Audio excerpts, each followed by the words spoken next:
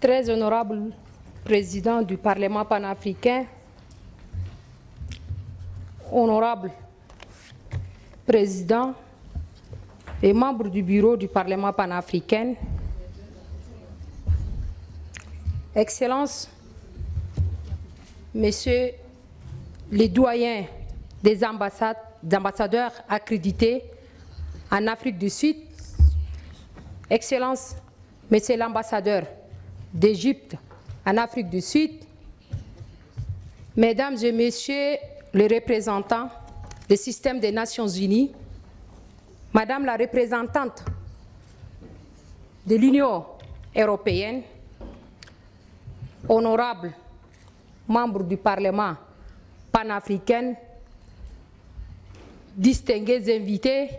chers staff du Parlement panafricain. Je voudrais avant tout propos saisir l'opportunité qui m'est offerte cet après-midi pour souhaiter à chacun et chacune de vous ici présents et à tout le parlementaire africain une agréable célébration de la Journée internationale de la femme, édition 2023. Que chacun de vous reçoive ici, au nom du Bureau des caucus des femmes du Parlement panafricain et de tous les honorables membres du Parlement panafricain, dirigés par son Excellence Honorable Chief Fortune Chorombira, l'expression de nos profondes gratitudes pour avoir honoré de sa présence à cette rencontre qui est un véritable rendez-vous nous permettant de débattre des questions qui entravent le plein épanouissement des femmes et de jeunes filles africaines dans ces contextes marqués par les inégalités entre les genres. Distingués invités, Mesdames et Messieurs, permettez-moi de nous rappeler que le thème de cette célébration est digital, innovation et technologie pour l'égalité des sexes, un thème qui cadre parfaitement avec le thème prioritaire de la 67e session de la condition de la femme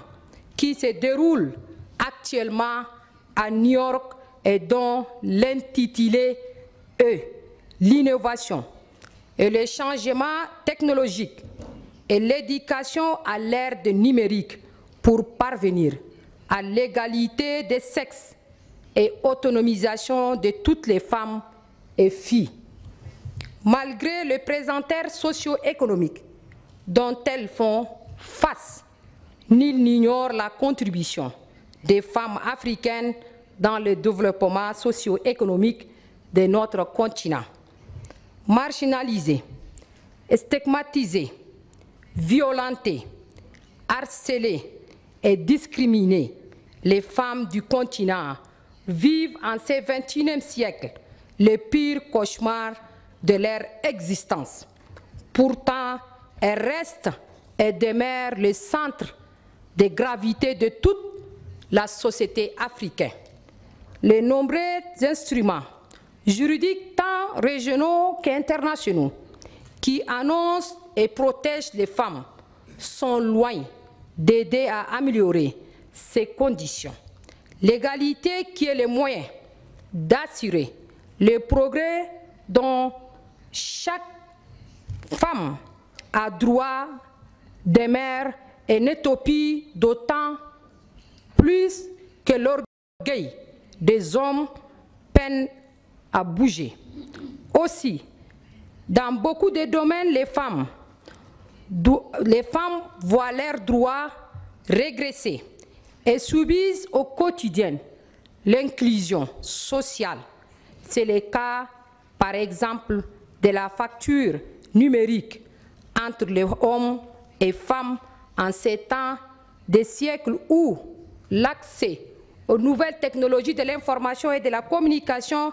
est un facteur essentiel de l'épanouissement de la femme africaine. Aujourd'hui, le développement du numérique en Afrique est également entravée par des défis structurels tels que le manque d'accès à l'électricité, la faible connectivité Internet, les infrastructures inadéquates ou insuffisantes, l'environnement politique et les réglementations, et la capacité limitée des individus à utiliser les solutions numériques. Il convient de noter que près de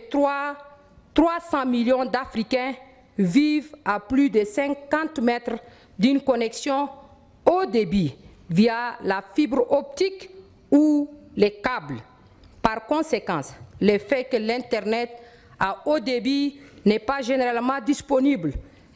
représente également un obstacle majeur,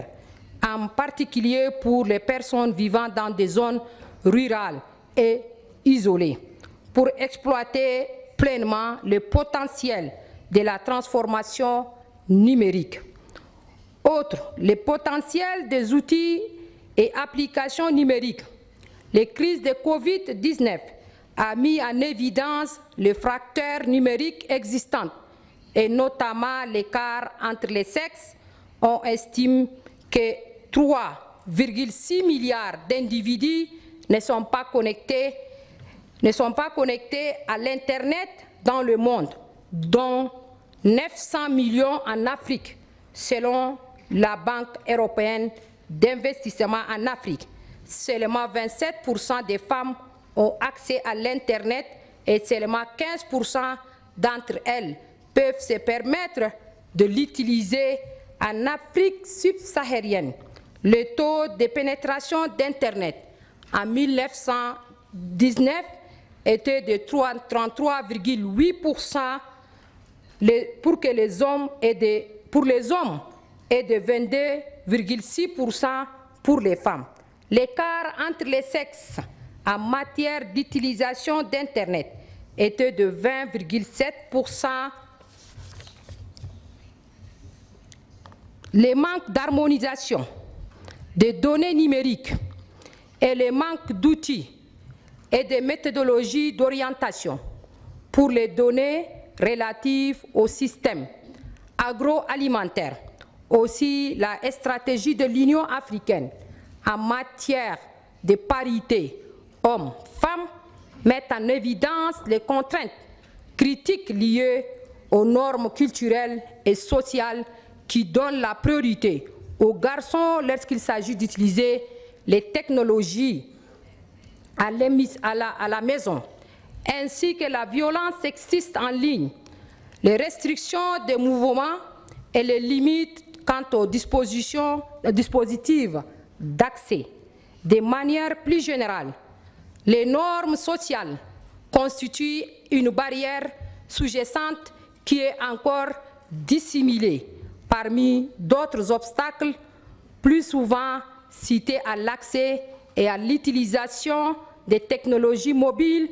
par les femmes. Enfin, le manque de contenu pertinent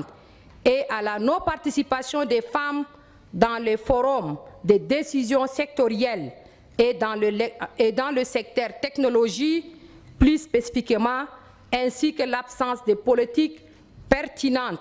constituant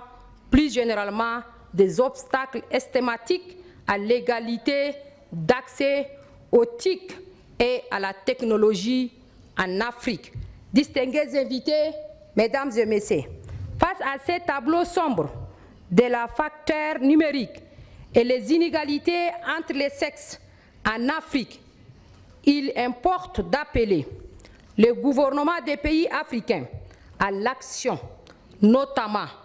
promouvoir le développement du numérique qui soit inclusif et vise la parité hommes-femmes pour accélérer les transformations des systèmes agroalimentaires en Afrique. Par conséquent, il est pertinent que le gouvernement et le Parlement accordent la priorité dans leur stratégie nationale au développement d'outils numériques pour aider les femmes et les filles à avoir accès au capital pour devenir des leaders, des femmes d'affaires et des agents de changement positifs et des transformations même dans le domaine des changements climatiques. Une approche de Digital for Agriculture inclusive vise la parité hommes-femmes, nécessite des actions significatives de la part du gouvernement pour identifier et résoudre les inégalités existantes entre les sexes qui affectent les femmes et les filles des milieux ruraux de manière disproportionnée et pour établir des cadres politiques favorables et de mesures incitatives pour le secteur privé. Par ailleurs, les objectifs de développement durable peuvent guider la discussion sur les investissements prioritaires dans le développement du numérique. Tous les outils et services numériques pourraient être évalués en fonction de leur accessibilité et leur potentiel à ne laisser personne pour compte. Leur capacité à fournir des emplois et offrir aux filles et aux garçons des chances égales de trouver un emploi et de faire carrière dans le TIC et à un plus grand nombre de filles d'entrer dans le filière des sciences, les technologies, l'ingénierie et les mathématiques et leur capacité à combler l'écart numérique entre les hommes et les femmes et les utilisateurs ruraux et urbains. C'est en cela que le gouvernement africain doit confirmer leur engagement dans la lutte contre les inégalités et la réduction des fractures numériques entre les genres. Aussi, doivent-ils rendre services abordables et renforcer les capacités nécessaires, y compris l'éducation financière, si ça sera un important en avant pour réduire l'écart entre les sexes. Aussi, j'interpelle l'Union africaine, à travers sa commission, d'accélérer l'aboutissement de la stratégie de transformation numérique sur le continent. Pour finir, j'invite mes sœurs du continent à doubler de courage et d'abnégation dans la lutte contre les inégalités hommes-femmes et plus spécifiquement celles qui ont trait au numérique et à l'exclusion sociale. Que cette opportunité qui nous a été donnée à travers cette commémoration de la Journée internationale de la femme soit une occasion de faire des propositions appropriées aux décideurs africains pour faire renverser